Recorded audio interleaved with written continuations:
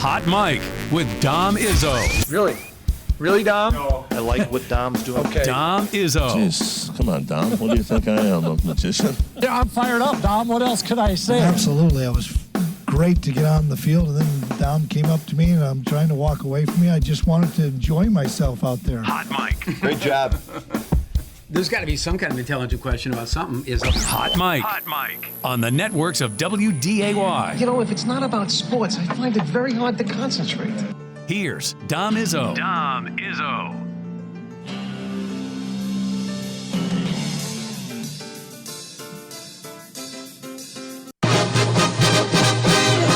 Meet the Mets, meet the Mets. Step right up and greet the Mets. Bring your kiddies, bring your wife. Guaranteed to have the time of your life, because the Mets are really socking the ball, knocking those home runs over the wall. East side, west side, everybody's coming down to meet the Mets, Mets of New York town. Oh, the butcher and the baker and the people on the streets, where do they go? To meet the Mets. Oh, they're hollering and cheering and they're jumping in their seats. Where do they go? To meet the Mets. All the fans are true to the orange and blue, so hurry up and come on down, 'cause we got ourselves a ball club, the Mets of New York town. Give 'em a yell, give 'em a hand, and let 'em know you're rooting in the stand. Come on and meet the Mets, meet the Mets. Step right up and greet the Mets. Bring your kiddies, bring your wife. Guaranteed to have the time of your life, because the Mets are really socking the ball, knocking those home runs over the wall. East side, west side, everybody's coming down to meet the Mets, Mets of New York town, of New York town. That's a great way to start a show, is it not? Welcome, everybody, to Hot Mike on a Thursday morning, a tradition unlike any other on opening day that we play Meet the Mets. Hopefully we're going to play that a whole lot in 2023. Welcome to our show on the best day of the calendar year in sports. I don't care what anybody has to say. That NFL opening day, the first day of the basketball tournament, which we just did a couple weeks ago. You could have the first games of the college football season. Awesome. Nothing beats today. Nothing does. Even for people that do not like baseball, I still think there is a curiosity about the sport because it's the first day. That means in some towns, the weather is turned and that we made it through the winter and that the nice weather is ahead and the opportunity to go back to the ballpark and at least sit and be outside, which for 90%, I think, of people in this part of the world, they enjoy that. For the rest of us, it is looking at the standings today and knowing everybody's in first, at least for now. That will all change later tonight, but at least for today, everybody's in first place. So you fans of the Royals, you fans of the Tigers, fans of the Rockies, of the Marlins, the Pirates, you all have that. And for fans of other teams, myself included, that this is the hope that this is going to be the year. And as despondent as I was last October, for those that watch the show, that's why some of us love it so much, because you're ready to sign up and do it all over again. How much fun was 2022? You just saw it, played a few of those clips there. It was great. It ended with a tremendous thud. And all I could sit and think, won 100 and whatever games and lost in the opening round. But you know what? Signed up and ready to go. My son came to me today. The Jack man looks at me and goes, Dad, Dad, do the Cubs play today? I'm like, yep, buddy. He goes, do the Mets play today? Yep. I hope the Cubs win today. That's the best. That is the absolute best. And all I can think of is my dad on a day like today, because I know for many a year that growing up, just like, all right, this is going to be it. Mets and the Yankees, we're going to find out who's better. Normally it was the Yankees that won that bet. This year, who knows? The two New York teams are loaded. For baseball's sake, that the Yankees and the Mets could very well be playing somewhere deep in October, which that would be fun for about 8% of the country. Everybody else probably tune out, but you know what? Baseball is at its best, as it pains me to say, when the Yankees are good. When the Yankees are really good, it's when baseball's at its very best. You saw it last year with what Aaron Judge did. And what we saw last month in the World Baseball Classic, or a couple weeks ago, excuse me, I've already moved the calendar to April. That's what it can be. So for everybody out there that loves their baseball teams, you Twins fans included, who think that this season could be better than 82 wins, I've got the under-over set at 83. Maybe this is the year that they can finally win a postseason game. That's why we sign up for it. We know ultimately it's going to break our heart, but we keep coming back. I don't know if that's lunacy. I don't know if that's idiocy. I don't know if it's codependency. Whatever it is, I'm on board. So happy opening day to everybody out there that celebrates. And for those that don't, you're missing out. That's all I'll say. We'll have plenty of baseball chatter on our show today. The Twins open up. Thankfully, baseball in all of its infinite wisdom, which I rail on it as much as anybody about what they've done. The pitch, whatever, the shit, all that stuff.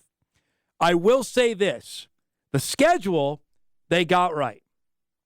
The schedule that they now have changed up, where everybody is going to play everybody this season, I like that. Second, for some beyond idiotic reason, not everybody played on opening day. Thankfully, they rectified that. Everybody's in the pool today. All 30 teams are playing today, whether that's an afternoon game, which it pretty much always should be.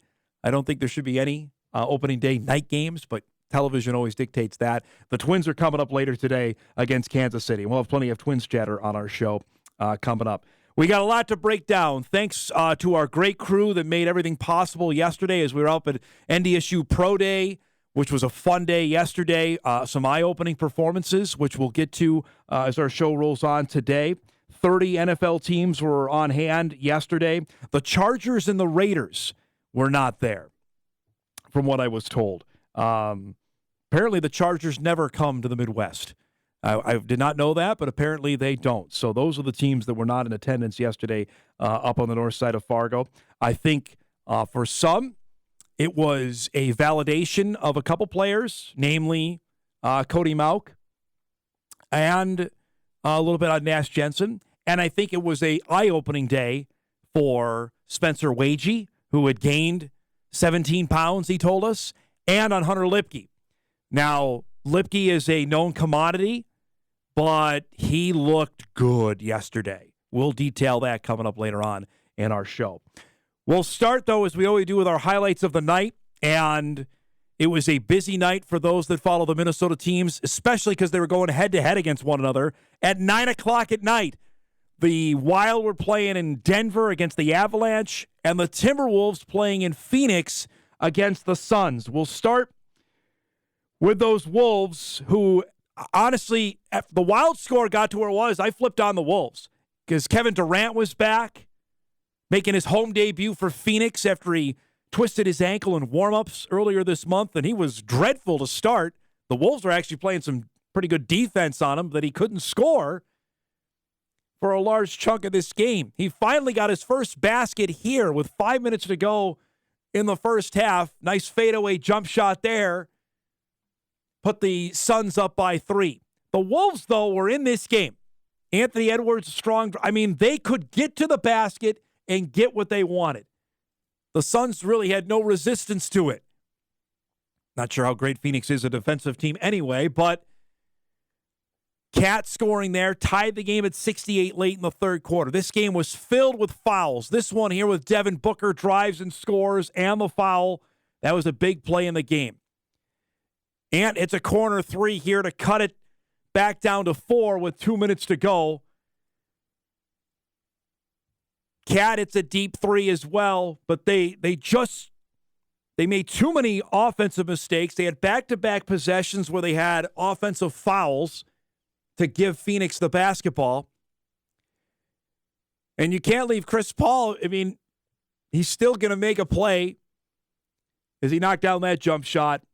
And the Suns get a big win. 107-100 is the final after what happened on Tuesday night where Golden State rallied to beat New Orleans. The Wolves had an opportunity, though, to leap back into 6th last night had they won because they have the tiebreaker on the Warriors. But they lose and end their 4-game win streak, dropping to 39-38 on the season. You see Ant with a big night with 31, Towns at 25, but not enough. And so now here you have it. 5 games remaining for the Timberwolves. They opened this morning in 7th place in the Western Conference, a full game back of Golden State. And again, nothing is solidified. And basically, the biggest game of the season is on Friday. The Timberwolves host the Lakers at Target Center tomorrow night. The Lakers, as you can see, have resurrected their season and have moonshotted their way from 13th to 8th. And if the standings were to hold, and that seems asinine to say that, considering how volatile everything is, the Lakers and Wolves would play in the play-in game in a couple weeks. The Pelicans are at 9. They play tonight in a biggie. And then the Thunder there. Look at this, though. The Mavericks have plummeted out of the playoffs after getting Kyrie Irving. Dallas is now 11th in the Western Conference standings. They've lost 7 of their last 10. And are outside of the top 10 right now. Phoenix moves into the 4th spot. Sacramento clinched a playoff spot by winning last night, ending the longest playoff drought in NBA history. It gone, at least the recent NBA history, ending a 17-year drought, which means now of the 4 professional sports, by the way, the longest drought of making the postseason of all the 4 major sports, basketball, football, hockey, baseball, that belongs to the New York Football Jets at 12 years. But I think they may end that in 2023. Just a hunch on that. So we'll see. Jets, we'll see. Wolves, though, with a biggie coming up on Friday. This is what Minnesota has left now. They have the Lakers coming up, as we mentioned, tomorrow night. Monster game there. After that, the schedule softens. It's the Blazers at home, at Brooklyn, at San Antonio, end the season with the Pelicans. Is 3-2 good enough for the 6th spot? Probably not. 4-1, maybe. Again, with the tiebreakers that they have, they very well could get there. But that was a tough one last night, especially when the head coach is complaining about the officiating. Then you knew that it was a big game, and Chris Finch was doing that.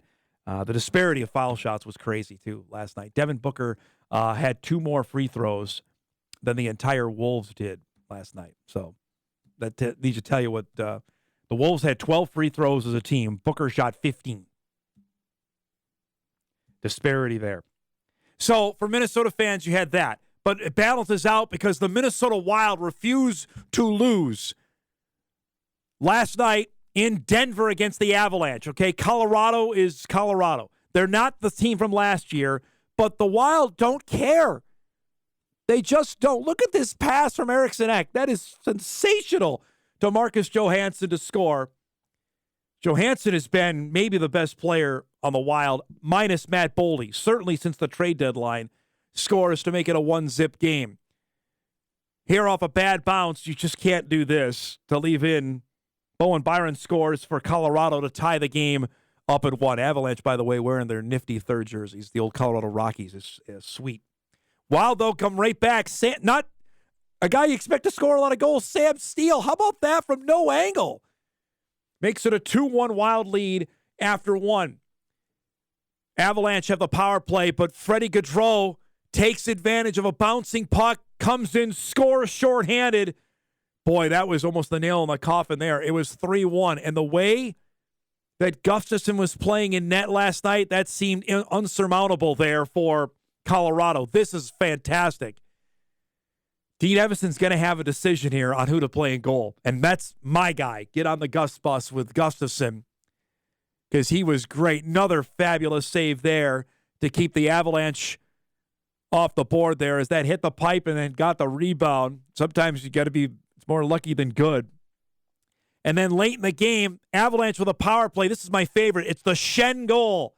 A shorthanded empty netter. Gustafson with that was the second of the game from Gaudreau. The Wild go into Denver and win 4-2 over the Avalanche. Get a monster win.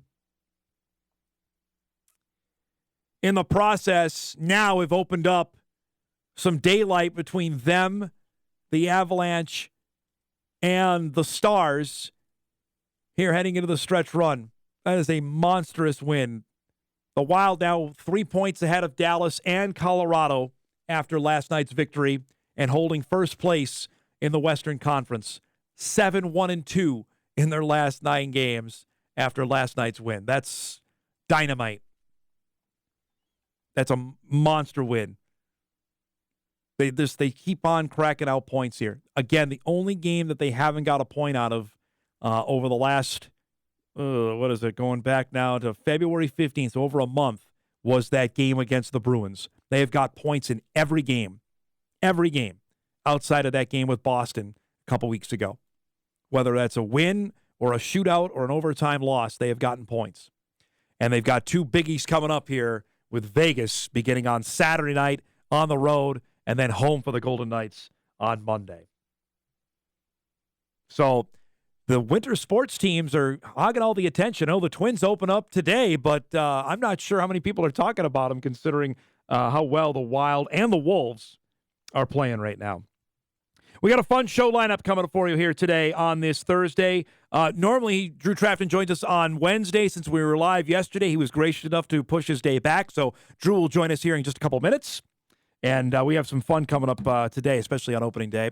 At 9:35, Seth Stohs will join us from twinsdaily.com to give us the breakdown of this 2023 Minnesota Twins team.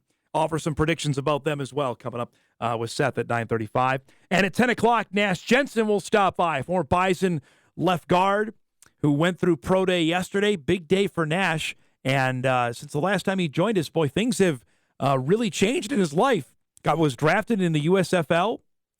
Has seen his name, I think, buzz a little bit more for a potential late-round draft pick. He's got a visit with the Minnesota Vikings coming up early next month, so we'll visit about that at 10 o'clock. And at 10:35, we will do my annual baseball predictions for this season that we can come back and laugh at in October. That should be joyous to look back at. We'll do that before we wrap the show. So, busy day. It's opening day. Excited about that. We'll take a break. Hot Mic is off and rolling. Back after this on WDAY Extra at Inforum.com.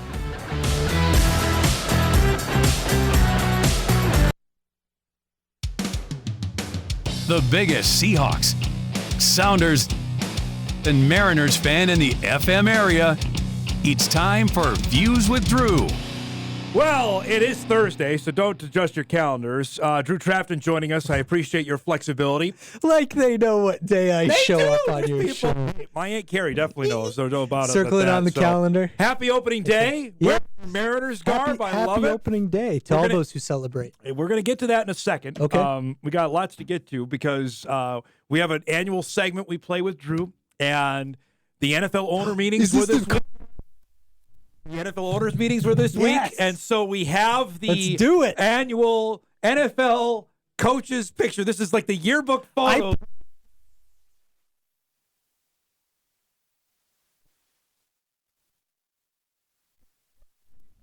Awkward things that happens in so sports. Awkward. It's like Butler Cabin at the end of the Masters. No one wants to be there. I'm always just like fascinated by how do they figure out who's standing or sitting next to whom and like why and who looks the most awkward. Okay. Ooh, this is all right. So here we go. Now I'm going to tell you right now, 3 of the coaches are not there. 3 of the 32. This is like were where's not Waldo? There. Okay.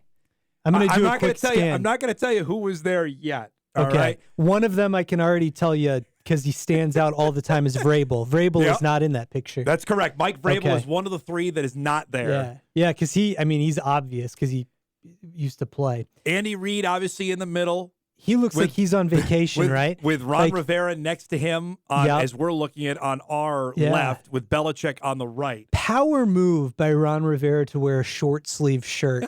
Like he's showing off. Look at those guns, man. Yeah. He's serious. He's like, I can still do this. Guys, I could suit up. Can we take it full screen just so it's easier for Drew to see on everybody? Because the guys in the back row a little hard. That. Thank you. Okay. So Dable's in the back. Brian Dable's back, with the aviator shades. Who is he next to the left? I know the guy to our right in the picture is Kyle Shanahan. Yep. And then that's now there's a couple of new Raiders coaches coach, who may not know. McDaniels. Yeah. Josh McDaniels. Okay, the far left in the back row, that's Brandon Staley from the Chargers. Yep. Okay. Staley? That's okay. I never know what he looks like because he's never not wearing a hat. That's like true. That makes this so much harder. If they were wearing hats, I feel like I could pick him out a little bit. I'm trying to think. Okay, next to Belichick is Harbaugh, then Carroll. Who's next to Carroll there between him and Mike McDaniel? Isn't that Stefanski? Oh, it is him. Yep, I can only tell because of the gray and the beard. Yep, you know? it is Kevin Stefanski. I think that's Jonathan Gannon, the new Cardinals coach. On the next to McDaniels. Yeah, yep. And then that's guy on the end is Dallas's coach. Oh, okay, Mike McCarthy. Mike McCarthy. Okay. Yeah. You could definitely tell he's won a Super Bowl, right? Look at that. Right. The dude, well, at least he's wearing a jacket. Like, thanks for dressing up, right Mike. behind Belichick, I had no idea. Kevin O'Connell is 6'6". Yeah. O'Connell is tall. I had Huge. no idea. Yeah. So the Vikings coach there, and then Robert Saleh is next to him, the Jets coach. Look at O'Connell. He looks like he's in his, that's his first day of school picture, right? Like first, second grade. Like he's just happy to be there. And then Dan Campbell's next to him. Yep. Why are they sitting next to or standing next to each other? Like that's a division thing, right? Where's LaFleur, the Packers coach?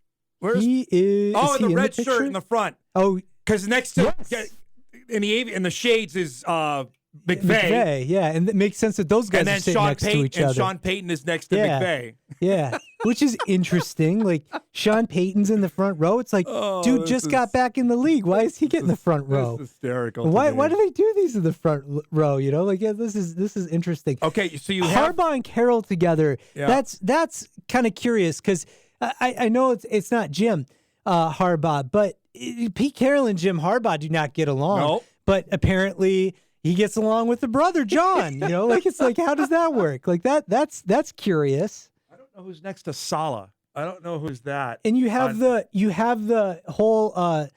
I see Doug Peterson in the back. Where's Peter? Oh yeah. Back right. Yep. I think that's Raheem Morris next to him. Next to Raheem Morris. Yeah, that makes sense. I get that, but. Like this whole and then there's this McVay Shanahan influence corner there that Josh McDaniels has inserted himself into, but Mike McDaniels should be in that area. That's kind of his deal. And he's not there. Why is he not there? So we got to move on here. So you want to guess? We could do a whole show on that. You want to guess the other two that are not there? Oh, okay. You got Vrabel. There's two others that are not there. Bengals coach in there. Zach Taylor. Yes, Taylor. He was. I don't even know what he looks. I know what he looks like with a hat on. In there? Where is Zach Taylor? Where is Zach Taylor? I know what he looks like with a hat on. I couldn't tell you without. He is there. Yeah, I don't know if I could do this if I didn't have a whole list. I know all the NFC West coaches are there because I spotted them all. They're all there. You pointed out Gannon. So it's a coach from the NFC East and the NFC South that are not there. NFC East. So was Danucci there or not Danucci? The Sirianni. He was not there. Okay. Eagles coach was not there. He wasn't Nick Sirianni was not there. What was the other? NFC South. NFC South. Was Todd Bowles got is there. Raheem Morris there. Todd Bowles is there as well. Todd Bowles. Arthur Smith, by the way, is the big guy. He's the coach the coach of the Falcons. Put it back up, Eric, if we can. Next to McDaniels in the back row. Arthur Smith is the Falcons coach in the back. Yep. Next to McDaniels on his right, that's Arthur Smith. That's the Falcons coach. Couldn't pick him out of a two-man lineup next to me. So it's Carolina that we're... That's it. Frank Reich. Frank Reich. There you go. Those are the three. Vrabel, Sirianni, and Reich. And I were would not think there. Frank Reich would be in the vicinity of Peterson, Oh, Doug right? Peterson, right. And he's Yeah. not there. It But is they're such not sitting in that spot where I would think they would be. Like that is fun. Is that not the most I love awkward that. thing out I there? love it. It's just That's terrible. great. And why are they what's with the background Yeah. of there? Like what? No, it's why different. that building? Like know what it. was that? The hotel? And they're I just think like that's where their meetings line are up, at, yeah. line up here in front of this I want to know beige why the other building. three weren't there. Like, what were they doing? I don't know what the other Were three they were talking at at the time? Who I don't. knows? Yeah, that's odd. All right, so it is opening day. Yes, I it have is. a couple of prop bets I want to throw But at let's you. talk more NFL. They're so good at that. I didn't want to drain. I know it. I couldn't miss this opportunity to go by, though. Love it. Thank you. Your beloved Mariners ended a long route last year. Yeah, Great you were season. speaking of your ear drought. Well, it's in the funny. last I mentioned block, this but- off the top of the show. Yeah. That's why the sport is so intoxicating to those that follow it. That each of our teams broke our heart last season for different reasons. Yeah, Your team yeah. maybe was more surprising that they got there and then lost a 30-inning game against the Right, Astros. yeah. My team had a great regular season, then fell on their face. But I'm signed up. I'm ready to do it. You are again as heartbreak well. comes for all of us in the baseball season unless you win. So I have under-over for the Mariner wins this season at 90.5. Ooh, that's high. So the Mariners won 90 last year. Yeah. So that means they're winning more games or less games in 2023. For the first time in 2 decades, I am feeling something other than hope on opening day, and that is expectation. I'm going over. I am. This team is ready. This team is. If this team doesn't pop, I don't know. They. Now you still play in the same division with the Astros. I know. So remind you of but that. Verlander, he's hurt. Just coming out of the gate, maybe. Altuve, he's hurt coming out of the gate. There's a window. You're trying to rub it in, by the way. up. Verlander plays for my team, by the way, now. Oh, that's right. Oh, Astros have lost a couple guys. they've lost a couple They still guys. got, they Yeah. still got the nifty lefties that Yeah. are really good. Right. Framber Valdez, I really like. Yeah. But I see a window. Let's capitalize early. Let's go. The Angels still aren't going to be good. I'm going to say this Some right now. people are taking them I as know like a it. sleeper They're to all make the banking on what playoffs. happened in the World Baseball Classic. Yeah. It's not. The They've Angels never- still aren't good. They've just never been able to build around I don't Trout or care that Ohtani. Texas has Jacob deGrom. They still are going to Yeah. give up 5. Yeah. They're still going to give up 9 runs a game, and Oakland isn't trying They're to win. Oakland.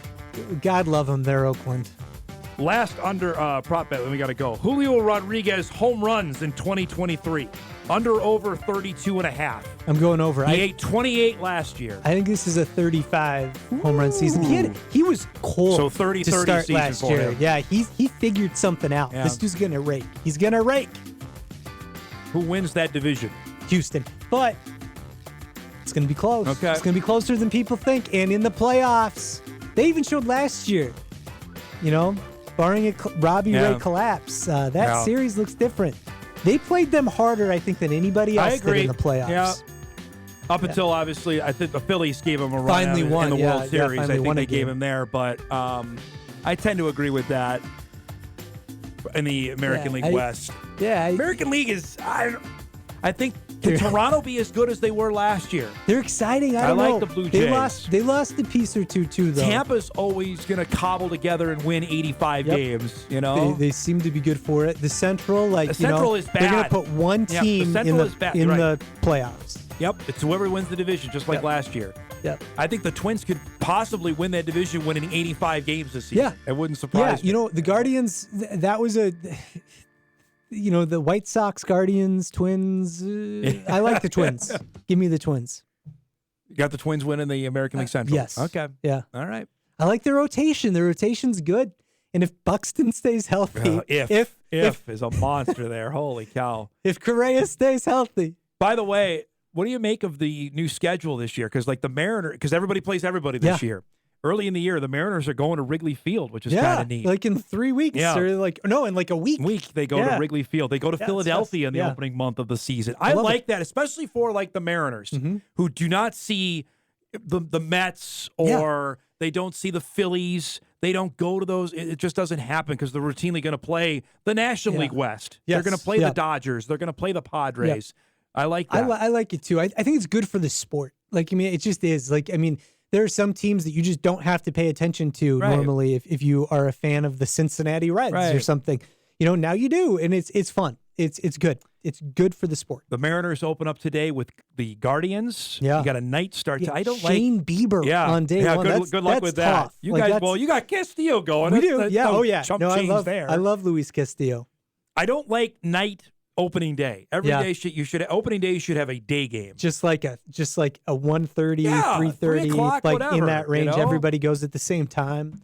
Although it'll be packed out there. That environment last year for that, granted, it was one playoff game. I still call it Safeco. That was awesome to see. It was fun. He got 2 games worth, honestly. The game went 18 innings. He got 2 games worth. Yeah, it was fun. It was great to have playoff baseball back, and that town is ready to go nuts for the Mariners. Tweet comes they really in. Dom, keep that segment up. That's one of my favorites you guys do with the NFL coaches picture. So there you go.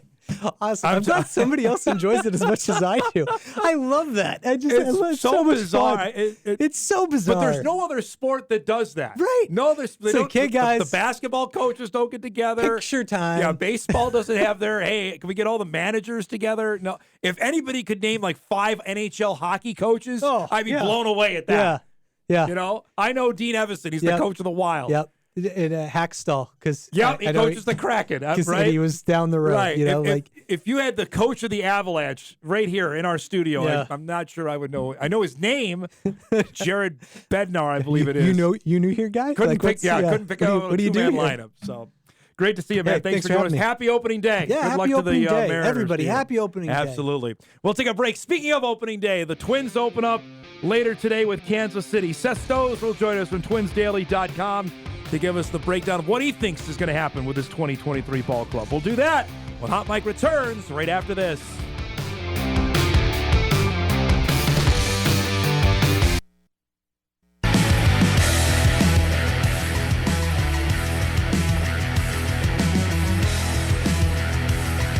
Welcome back, everybody, to Hot Mike here on opening day. 2023 Major League Baseball season begins. All 30 teams playing today. Thankfully, after a couple of years, we're kind of scratching our heads that not everybody was playing on opening day. Baseball got that right.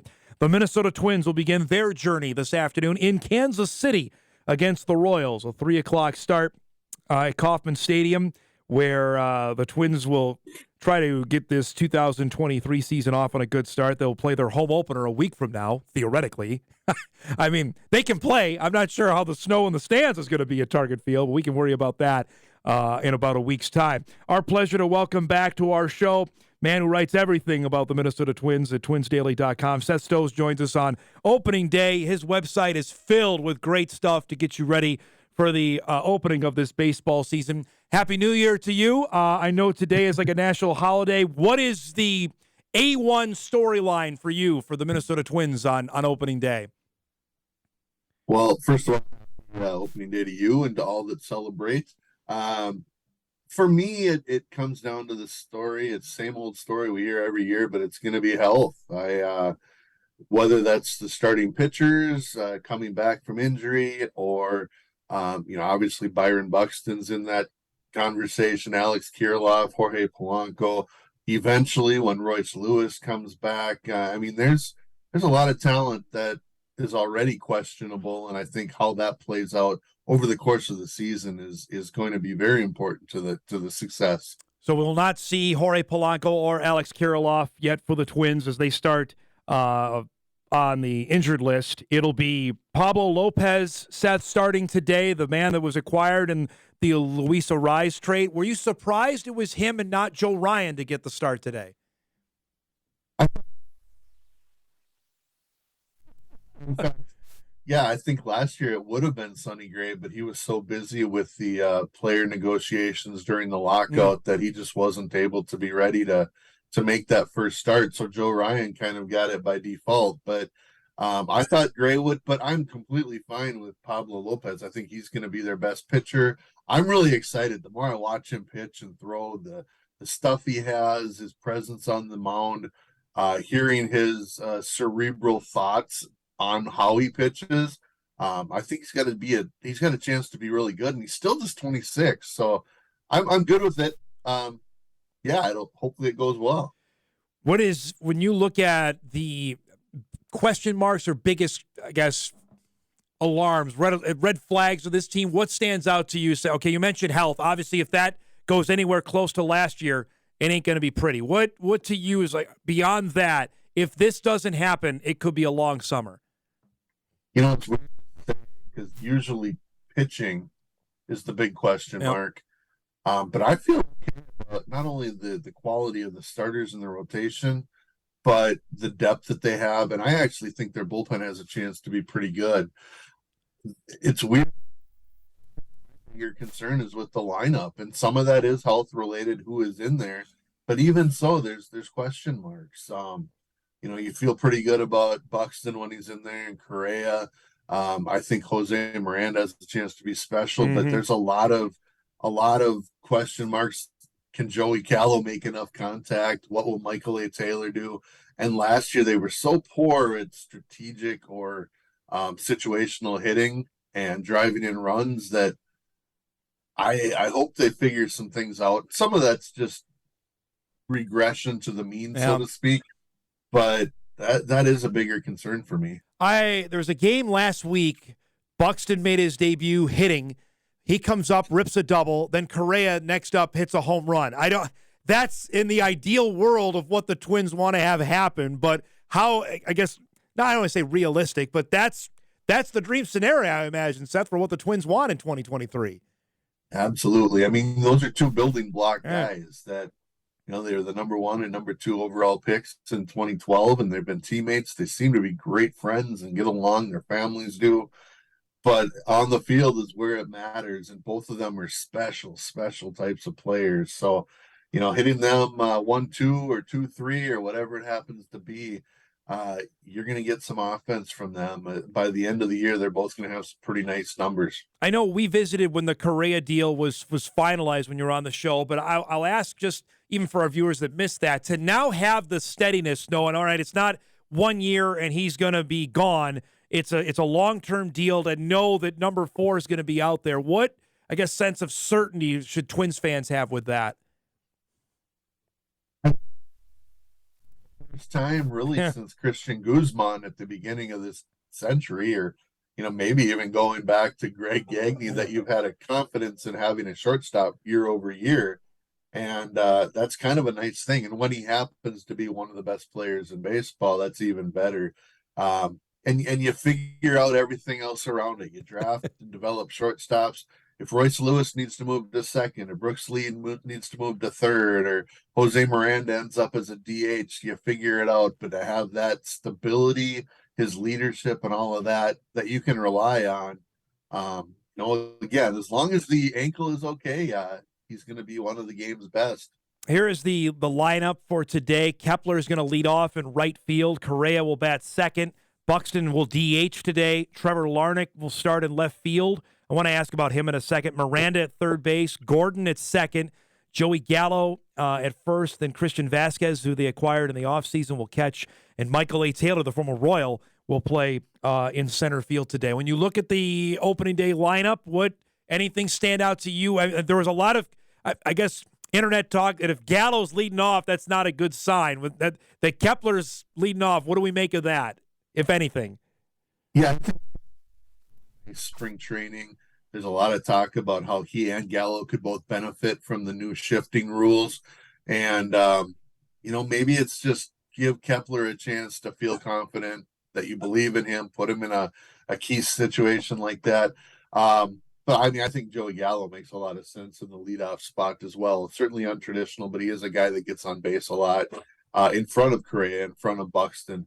I'm good with that completely. And you hope, baseball is as your guy Yogi said, a large part mental as well. So, sometimes a manager's job is to try to put guys into situations where they fool themselves into doing well. And I think that may be the case with Kepler and the leadoff spot. Other than that, you mentioned Larnach, Miranda, Nick Gordon had a breakout year last year, and you feel like he can take a step forward. And the biggest question today is if Michael Taylor walks into Kauffman Stadium and walks into the right clubhouse since he was there for so long. I am interested. Larnach almost seems like he was forgotten of the prospects. That Kirilloff got the attention. Obviously, Lewis is bubbling. That Miranda had a great year. Tell us about what you saw from Trevor Larnach in the minors that translated now that he had a really good spring to earn a spot on the opening day roster. I mean, I would say that along with Alex Kirilloff, Trevor Larnach is just a pure hitter. We've seen that over the last couple of years. When he is healthy, he's been able to hit for average a little bit, hit for power, and then all of a sudden he'll have some sort of an injury. Last year it was a core injury, and he just doesn't have the same swing, and he's a lot of swing and miss. So when he's healthy, he drives the ball the other way. He has power to turn on a pitch. He can do a lot of things that Alex Kirilloff can do. But again, the key is health, and he showed it this spring. He wasn't necessarily supposed to make this opening day roster, but not only did health and some of those types of situations factor, but he had a monster spring and frankly earned the job, which you like to see from a guy that's a former first round pick. He clearly put in the work. He's clearly healthy. And, you just hope that he can get off to a fast start. Everyone will ask about the back end, the bullpen. I'll ask you, is that the troublesome part of this roster? I mean, like I said, I put a bold prediction on Do Young Park from MLB.com put out a thing, and one of the things he asked was a bold prediction. I think the Twins will have a top 5 bullpen in baseball, and that starts with Yohan Duran at the end, Jorge Lopez in his second year as a bullpen guy after being an all-star last year. It has tremendous stuff. Griffin Jackson his second year, and he's added some velocity. And Caleb Thielbar is just solid. So there's 4 guys I think you can rely on. I'm really excited about Giovanni Moran. His ability to miss bats is great. You gotta keep wondering how Emilio Pagan lasted on the roster and still there, but he's number 7 on the options right now. But the key, I think, again, it comes down to health, and I think having Jorge Alcala back this year. Another guy that throws hard. He has 3 pitches. I mean, Alcala can be a dominant guy. So I feel good about their top 6 and 7 and 8. Cole Sands is the long guy. I feel like he's a guy that he'll get a 3 or 4 inning outing. And then when Ronnie Enriquez or Josh Minder or Louis Varland or Brent Hedrick may get the next long relief experience. So that may be a rotating spot. Is there a guy, Seth, that you followed in the minors that was close to making this team or you thought should have made this team, a prospect, a guy that was really on the doorstep of making the opening day roster that we'll see maybe not in the not too distant future? Yeah, and obviously there's the big names, but the one that really surfaced this year was Edouard Julien. What he did for the Twins this spring, power, on-base skills, adequate second base abilities, can play first. What he did for Team Canada, I think he hit 550 or 600 with a couple of home runs, double, a triple, steals bases. He's going to start with St. Paul, but I have a feeling that, we definitely will see him this year. And he was drafted in 2019, but missed that year, missed 2020. But since he's been playing these last 2 years, it's just on-base machine with a little power, little speed, and just really exciting. All right, you gave us a little bit because I saw that tweet you put out yesterday. So I was going to ask for people that didn't see it that are on our show here watching you to go through a couple of the breakdowns here. So team MVP, who would you go for MVP for the Twins for 2023? I think qualities and things like that. I personally think Carlos Correa is probably the favorite. That's a good pick. I'm going to go with Miranda. I think Miranda is going to be the guy. I think I'm on board with on the Miranda train. He was up here for the Winter Caravan, and he looks good. I think he's going to have a breakout year. Cy Young for the team. I think it comes Johan Duran at the back end, but I'm going to go with Pablo Lopez because I think he can provide really quality starting pitching and hopefully 180 or more innings. You know what? I like your first pick. I'm with Duran. I like that. That's a sneaker pick there because I think just the way he throws, and you saw it at games last season as he became the guy at the end. I like it. Breakout player. Who's the breakout guy for the Twins in 23? Yeah, and we've talked quite a bit about him. I think Trevor Larnach takes that next step. The key being healthy, but he's such a good pure hitter that I think over time and getting at bats every day, he has a chance to be special. I mean, there's a reason he was a first-round pick out of Oregon State, you know. I'm with you on that one. All right, the big thing is the record. Where do we? I think the Twins have a heck of a chance to win this division, but I don't know, Seth, if they need to win 90 games to win the division. What do you think? Yeah, I won't have the benefit of playing 19 games against all of the other AL Central teams. It's a little bit more of a balanced schedule this year.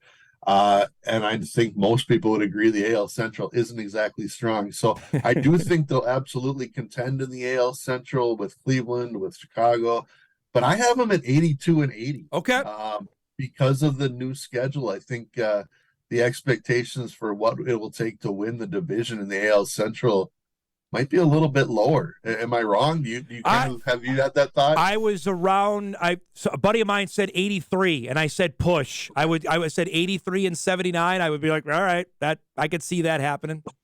Yeah, it'll be tougher in your old stomping grounds division with the Mets and Phillies and Atlanta because all the teams are good. They should benefit from this schedule. So, no, I'm curious how that plays out over the course of the year. You make a good point because you're not going to just whoop up on the National League Central anymore like you could. Like if you play the Pirates and the Reds, who aren't very good, and the Cubs are kind of struggling, that you get some wins there. Now you got to play the National League East. You got to play the Dodgers and the Giants and the Padres in the National League West. That's going to be tough sledding for anybody. Yeah, no. Only one storyline. I'll be fine. There's a lot of storylines. It's 160 games. Right. It's okay that there's plenty of storylines so that you have things to talk about and I have things to write about. I know you got to go. Last thing, just is there a tradition you have on opening day? Is there something you have if you're either watching the game or you go to the game? Is there absolutely one thing you have to do today? Yeah. Take the afternoon off to just enjoy. I think the Brewers and Cubs start right about at noon today, and we at Twins Daily have purchased sites Brewer Fanatic and Northside Baseball now that we just kicked off on the Cubs too. So very excited to see that and just watch. You know, I mean, I used to actually have two TVs set up side by side, and there could be essentially two games on each one that you just kind of kept flipping back and forth. But I quit doing that, but you just have to celebrate opening day.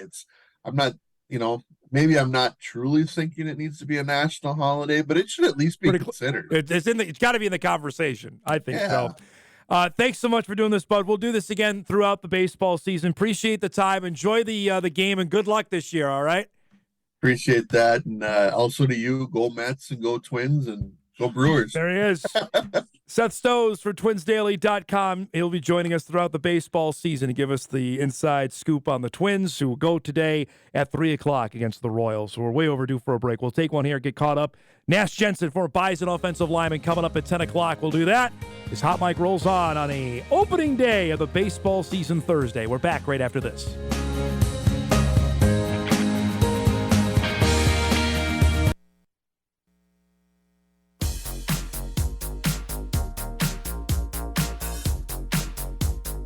Well, if that weather doesn't scream baseball opening day, nothing does. But it's not going to keep our spirits down. When we come back, we'll start hour 2 for Bison offensive lineman Nash Jensen on Pro Day and what's ahead for his NFL future. Hour 2 of Hot Mike begins right after this.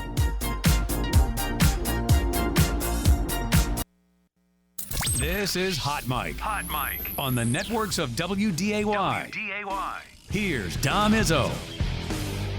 Welcome back, everybody, on this Thursday morning. WDAY ExtraInforum.com. On a opening day of the baseball season, the Twins playing later today against Kansas City.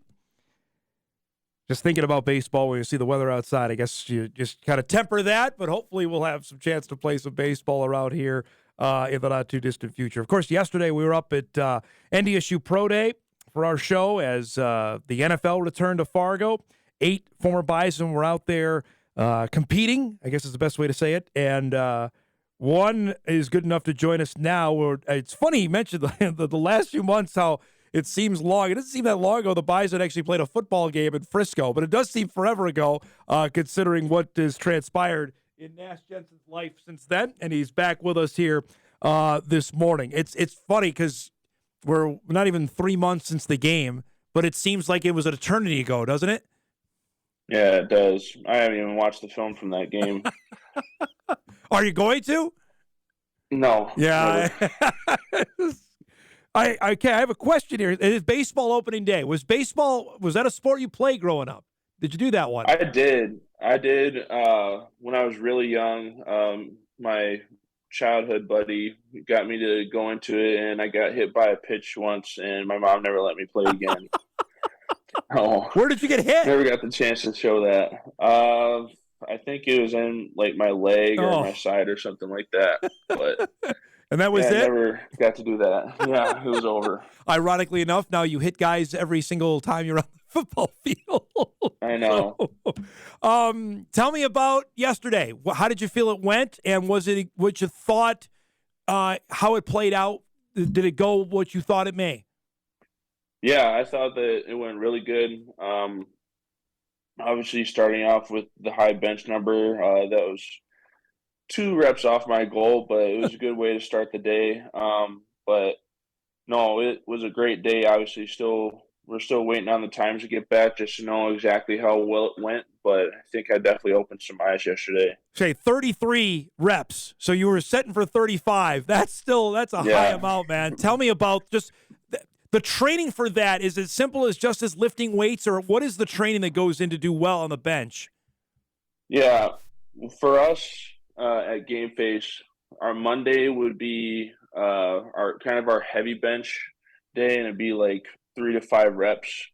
So it's kind of just trying to up the muscular strength that day, and then either Thursday or Friday we would do a lot of muscular endurance. So it would just be straight reps of 225 for 3 or 4 sets, do 12 reps a set, and then at the end of that workout we would do 35 reps for 2 sets of either 205 or 225, whichever your arms felt like you can handle at that point of the workout. So it's just the split. When we're watching video, Nash, of the other drills that you did, tell me about the 40 and how you felt. I know you're waiting for the official time, but how you felt your 240 times went. I feel like they went really good, especially for somebody my size, running as fast as I felt like I did. I mean, I looked at the videos my fiance got, and I timed them myself, and it was like a 5:19, 5:22 or something like that. Take that, man. Yeah, I would definitely take that, make some money off those reps. You mentioned that you thought you made some money yesterday. Tell me about that, about why you feel as confidently as you did about how yesterday went. Yeah, I mean, it's just obviously everybody talks about like pro day was kind of this entire combine process coming to an end, and for it to end the way that I feel like it did, it's just huge for my confidence, and it shows how well my trainers trained me, and they knew exactly what I needed to be successful yesterday, so can give all the credit to them. But it was a very good day, I felt. Was it we talked, I know, after we had a brief interview, but now that you've had almost 24 hours, is it relief, excitement that this is all over? A little bit of both? What's the emotions this morning? Yeah, definitely both. I mean, I'm very happy to get out of combine training and more into football-specific training. I know after Easter, I'm going to be down in the cities doing some mini camp training, so I'll be working on more football-specific stuff down there at that point. Yeah, I mean, it's just super exciting to see what obviously the future right now is still to be told, but just to see how it will go after how yesterday went will be very exciting. And that's the question that I'm sure you're going to get a bunch, and I'll ask you now, just the next month. What's ahead, and how do you not necessarily calm the nerves, but just like, all right, the hay's so in the barn here. I've done all the work. that now it's out of my control of what's going to happen over the next month. Right. Yeah. Yeah, just like you said, it's kind of out of my control. I can only control what I control, and that's how I go about my training every single day. I'm going to take my time to kind of mentally reset my body from the grueling combine training that I had, and kind of get back into a football mode and just kind of fix some things maybe that I might have felt were not as good during the positional drills. I know there were a couple reps I wish I had back. Obviously, can't go back and redo those. But yeah, once I get back down to the cities, it's just right back nose to the grindstone. Then I'll have my visit with the Vikings. It's either April 11th or 12th, and I'm going to be back down there until draft days. Tell me about that. I mean, that's obviously your hometown team growing up in the Twin Cities. That when they reached out, what were the emotions on when you heard that?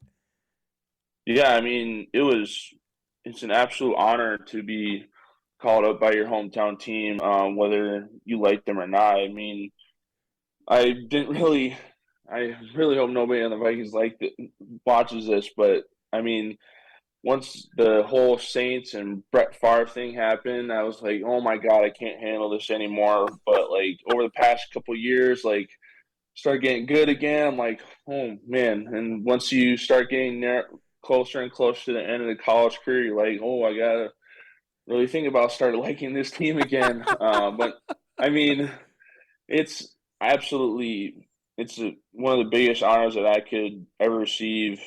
I think anybody could receive is getting invited to go on a visit to your hometown team, and I'm super, super excited to get down there. So you're telling me they roped you back in, you were done, and now over the last little bit, they've kind of reeled you back? Yeah, exactly, yeah. I know there was some, I don't know if confusion is the right word or just questions when your name came up in the USFL draft a couple months ago that the Pittsburgh Maulers drafted you. Can you take us through that, and was that even unexpected for you and your representatives that this went down? Yeah, no, it was very, just sudden. I called my agent right after I had a conversation with the Maulers GM, and they were like, yeah, we haven't talked to absolutely anybody at that organization or in the USFL about it. But, no, it was a really weird night for me, and the next day, once I got picked, just getting a random call from their GM and them telling me that they were going to draft me in their draft. I'm like, well, let's not do that. I'm trying to go to the NFL, but luckily he explained the whole process to me, and it really helped me out. So it's kind of a second choice if the NFL weren't to work out for me. I could go play in the USFL. So were you confused? I'm sure I was confused. I had people asking me, so does that mean he can't be drafted? I'm assuming you asked, does that mean you can't be going to the NFL? I'm assuming you were worried about that. Yeah. Well, yeah, no, definitely. Once he told me that they were going to draft me, I'm like, yeah, don't draft me. I'm trying to go to the NFL. Yeah. I think my fiance got more questions about that than I did. I mean, she was getting bombarded at the middle school. She works at Cheney Middle School in West Fargo. So just getting bombarded with questions from teachers and the people she works with was getting super annoying for her, and getting questions from family. But once I got to tell her what it was and she got to tell them, it kind of calmed everything down. So it was very confusing for everybody. She needs to get a little slice of your agency part of that then. She was dealing questions out there. I know. When you look back on this, and I know we talked about it when you just came back from the NFLPA game. When in your mind did professional football cross your mind? I know you, as a kid, you wanted to do it, but in reality, okay, this is a logical option for me. I can play professional football. I think it was after my fifth year. So Cordell's last year. Yeah. I mean, COVID really hit me very hard mentally in that season. I played the worst football I've ever played. I didn't know if I wanted to come back and play I knew I wanted to come back and play my fifth year, but I didn't know if I wanted to come back and play my sixth year. That kind of came down to me and my fiance, and I didn't want to come back if honestly if Cody wasn't going to. And once he told me that he was, I was all in. And after the year I had that year, that was kind of an enormous stepping stone in my confidence and where that I could get with this football thing.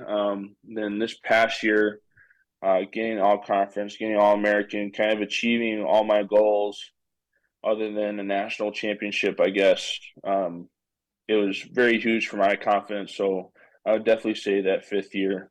We were chatting with Noah Gindorf about this. He was in studio on Tuesday. Any surprise that Cody was like the TV star of the NFL Combine last month? Absolutely not. If anybody says anything different than knows him is absolutely wrong. I mean, that he's an absolute character, whether he's trying to be or not. I mean, you can't really. His brand is kind of the long red hair and no front teeth thing. So once.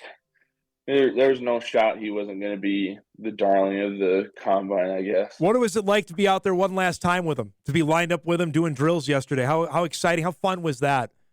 Yeah, it was so fun. I mean, obviously, we haven't done it in a while, but we've done it thousands and thousands of time in practice.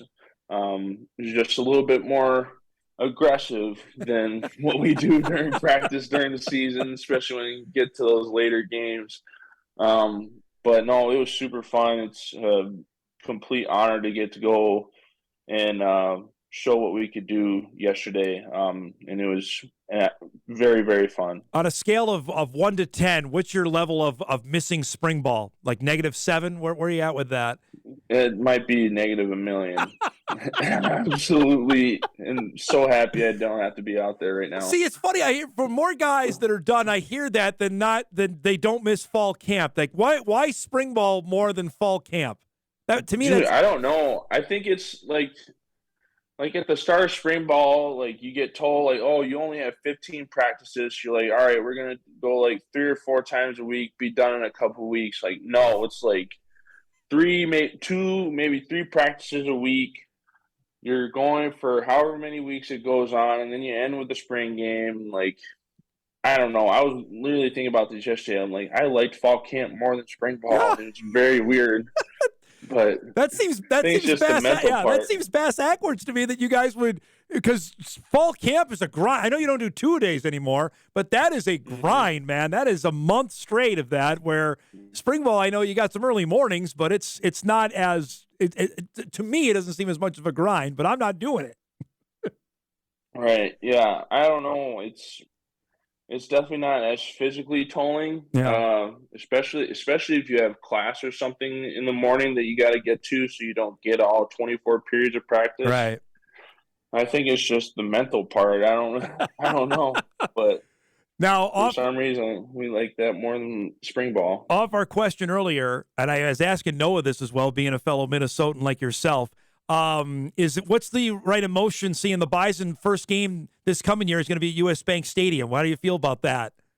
That's absolutely huge. I mean, obviously when we went down to the Twin Stadium, it was jam-packed with green and yellow, and I can only imagine what it's going to look like at U.S. Bank.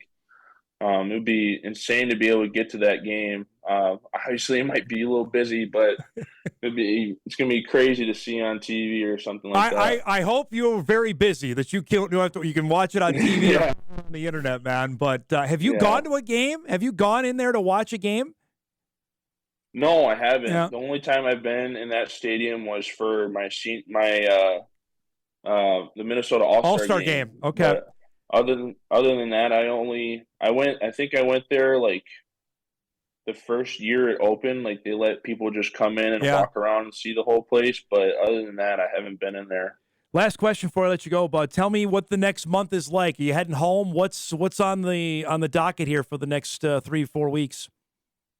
Yeah, so I'm gonna be up in Fargo. I think what I'm planning to do is kind of get back into football lifting mode, get Kramer to give me a card or something, work out with the football guys. And then once Easter comes around, me and the fiance, we're going to go down and spend time with her family. And then I'm going to stay down there and live with my buddy and do mini camp training up until draft day comes. Awesome. Where do you have an idea where you're spending the draft, the weekend of it, what your plans are yet? Yeah, planning to have something at Katie's family's house. Nice. Her aunts live directly next to each other, so we kind of go back and forth between houses whenever we go back in town. So it'll be at one of their houses, I think. That's awesome, man. It's great to see you. Great job yesterday. I hope you can enjoy a little time off after what the last few months have been like, and we'll talk soon, all right? Thank you. Thanks for having me. Good to see you, bud. There he goes. Nash Jensen, former North Dakota State offensive lineman, wrapped up with Bison Pro Day, and we'll see what's ahead. I can tell you, at least from the people that I've talked to, his name's up there and starting to get some circulation with the lack of depth at the guard position in this year's draft. Guys like Nash are starting to get some buzz. That's why a guy like Cody Mauch is getting as much attention as he is, because there's the potential of moving Cody inside. That's why the general buzz is there for Cody to be such a high pick. So congrats to Nash. That was good stuff. We're due for a break. We come back. We'll talk about the other standout yesterday from Pro Day. That was Hunter Lipke. We'll do that. And, of course, my baseball predictions for 2023 before we say so long on this Thursday. Hot Mic continues after this on WDAY Extra at Inforum.com.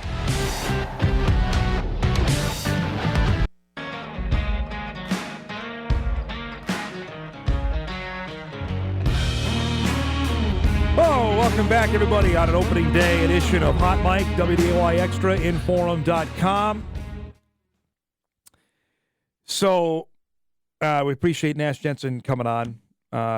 Today's a busy day. Obviously we're talking about the opening day of the baseball season.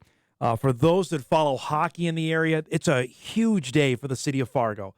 Tonight, the Ottawa Senators and the Philadelphia Flyers are playing. Not necessarily headline news for our program, but it is for those that follow hockey in the area, that have followed youth hockey in the area, that have followed high school hockey in the area, that have followed college hockey in the area, because Tyler Clevin, Fargo's own, will make his NHL debut tonight for the Ottawa Senators when they host the Philadelphia Flyers.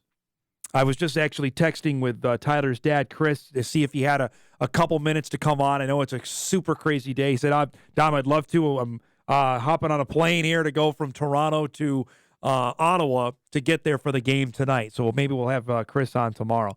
I'll just say that, I posted a photo on my Twitter account a couple weeks ago. It was last week when Tyler signed with Ottawa to make it official that he was leaving UND to begin his professional career. We had Tyler came in studio. This is now 5 years ago, I believe, when he was announced that he had made the Team USA U18 team, that he was going to leave high school after his sophomore year and spend the next 2 years of high school with Team USA in Michigan. And he came in studio, gosh, he couldn't have been more than, I think he was 16 at the time, and first off, dwarfed me. And we had seen Tyler play at that year's state tournament up in Grand Forks and just crushing guys, using his body. He had a monster of a slap shot. Nothing has changed there since his high school days. And he had already committed to UND at that point, and you could see that there was something there. I don't know if our guys can find it on my Twitter account. I post too much stuff, but just find the photo. It was pretty good. And to now have this tonight, he's only going to be the second ever Fargo native play in the National Hockey League. Danny Ehrman was the first to do that in 2005 with the Minnesota Wild, and he played just a couple of games. And Tyler's going to play more than a couple games in the National Hockey League. There's no doubt about it. So to see that come to fruition, that's a pretty cool deal. We've had our fair share of professional athletes, whether it been on the baseball side of things. Obviously, Chris Coast, by the way, congratulations to the Coaster, who's going to go into the North Dakota Athletic Hall of Fame this summer out in Jamestown. When Coaster made his major league debut, to the West Fargo guys like Andy Young and Matt Strom playing professional baseball, the litany of guys that have played pro football from around here, from all the way from Adam Thielen to Carson Wentz. Now that Cody Mauch's going to correct that, but to have, and now we're going to have professional basketball with Grant Nelson joining that list, and then to have Clevin do this, that's pretty cool. And I have a feeling even people that aren't hockey fans will be tuned in tonight. They will be excited about what the potential is there. Hold on, boys. I'll find that for you. Just give me a second. I'll find that photo.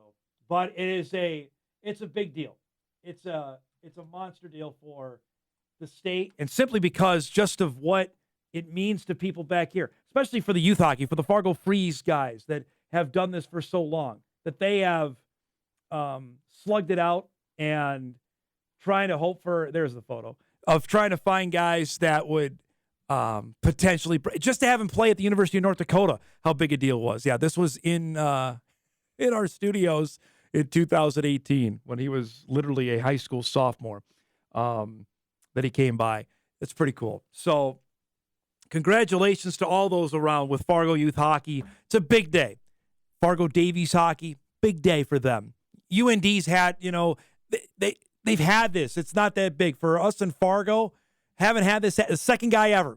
Pretty cool deal. And he's going to make his NHL debut tonight. So congratulations to Tyler and the Clevin family. And for those on the south side of town, they'll enjoy that.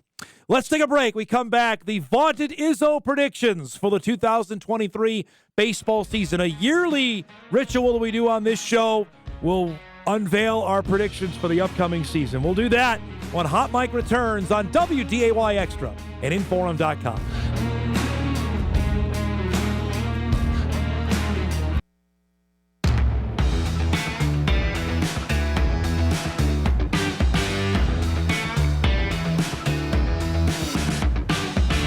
Welcome back, everybody, on a Thursday morning on WDAY Extra, Inforum.com. So here we are. We've reached now the point of the show where I will attempt to predict what will accurately happen over the next 162 games, over the next 6 months of a baseball season, which is pretty much the most asinine thing you could probably do. I mean, it's one thing to predict football. You got a pretty good idea. I mean, yeah, there are teams that sometimes regress and sometimes they bubble up. The Vikings is a great example of that. I don't know if anybody saw them winning 13 games in 2022.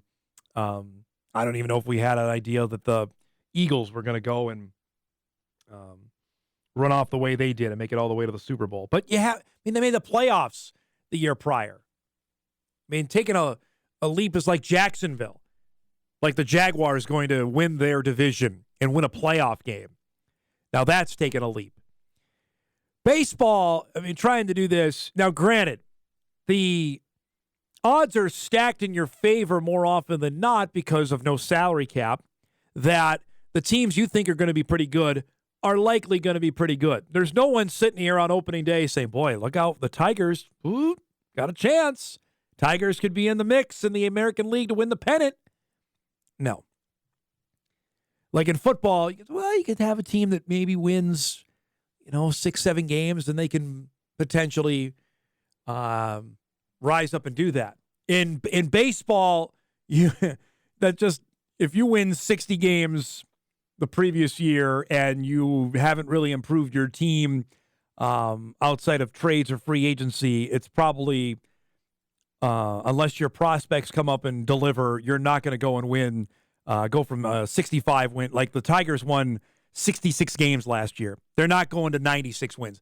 I know 91 Twins fans out there are going to argue with me. The 91 Braves and Twins did that, going from worst to first. It just doesn't happen often in baseball. In the National League, do I see the 68-win Rockies winning 95 games this season? No.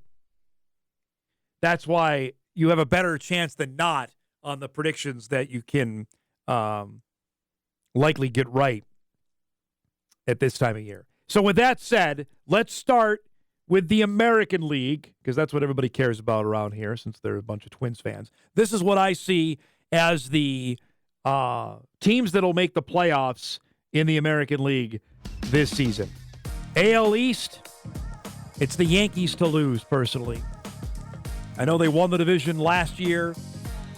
Heck, they had it was a 20-game lead in June that got frittered down to 7 at the end of the day with the Blue Jays. But the Yankees, even with their rotation issues with injury, I still think the Yankees are the top team.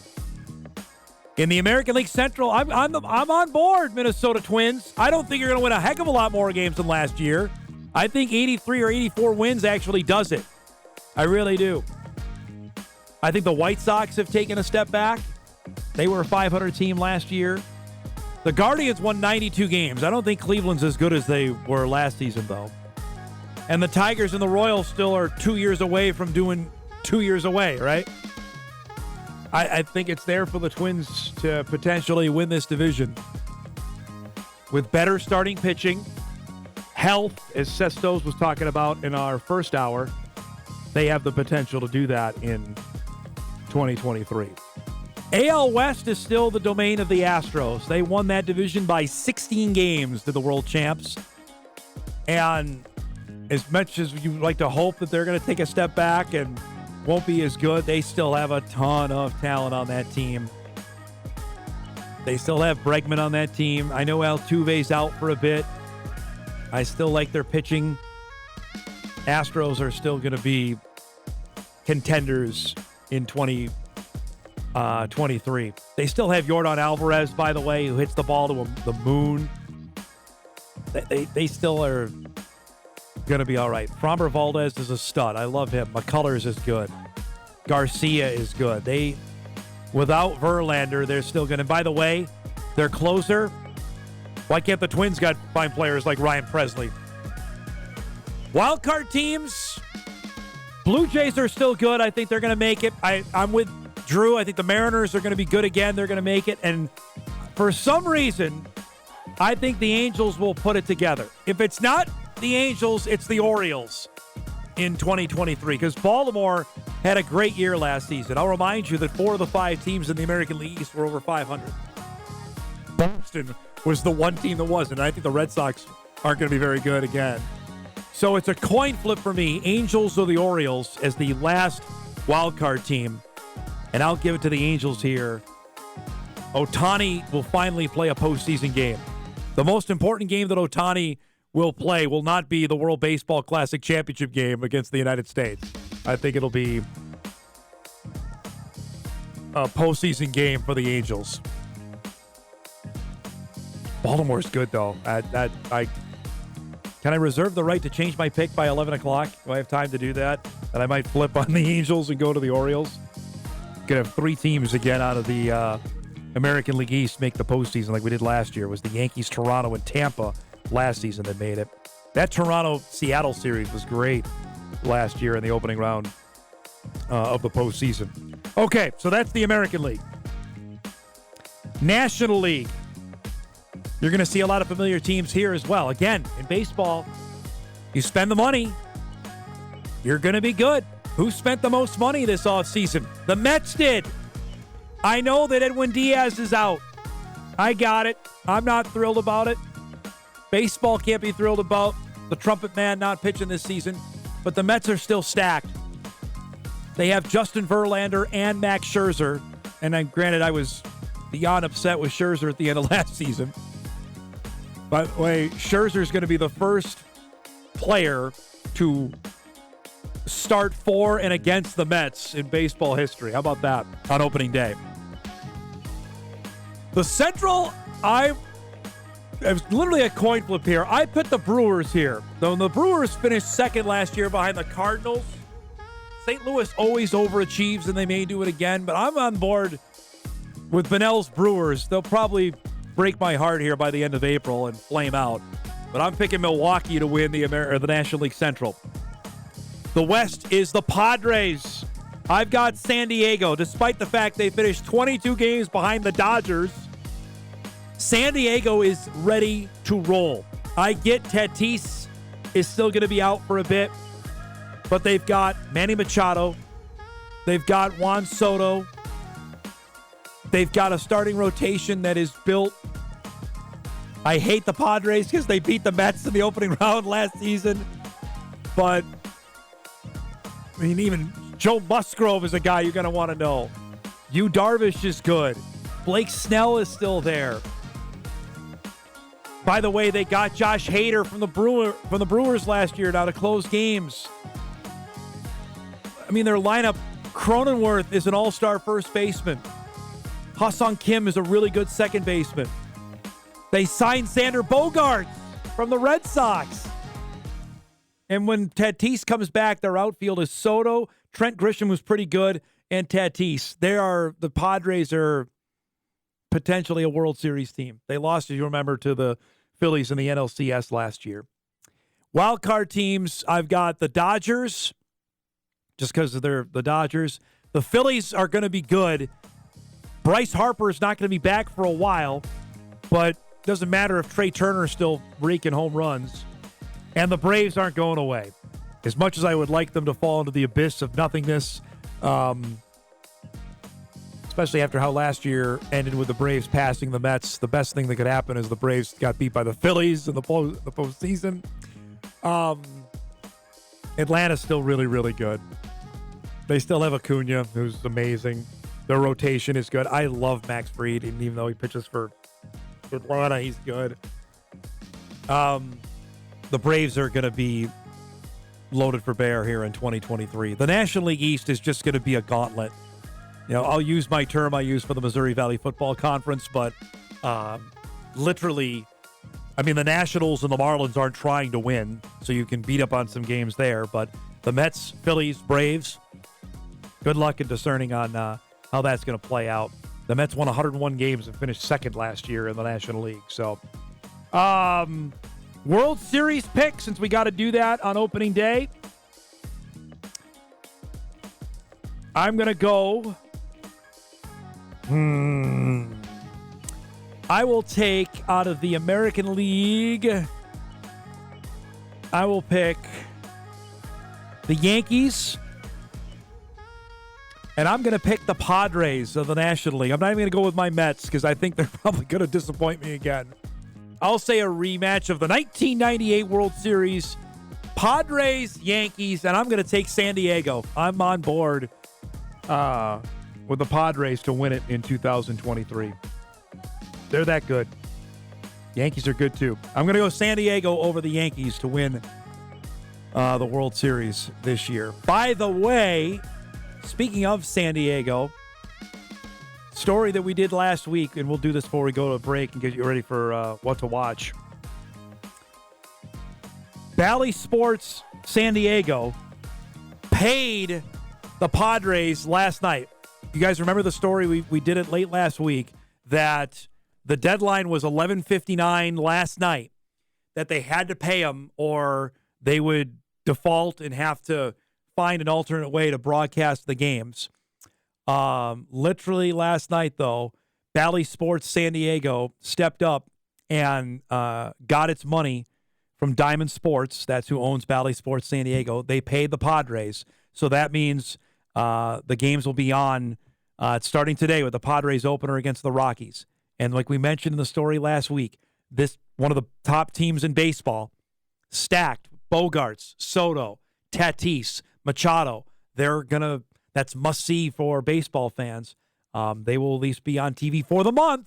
They made their monthly payment for April. It's amazing that this is happening in professional sports, in Major League Baseball. But they made their payment, so they're going to be on starting today for the opener against Colorado for the Padres. Story will be following all baseball season long, folks, is what's going on with the regional cable networks, and are they going to make their payments to their respective teams? We'll take our final break. We'll come back. We'll get you ready for what to watch on one of the great days in American sports on opening day. We'll do that one. Hot Mic Wraps right after this on WDAY Extra and Inforum.com.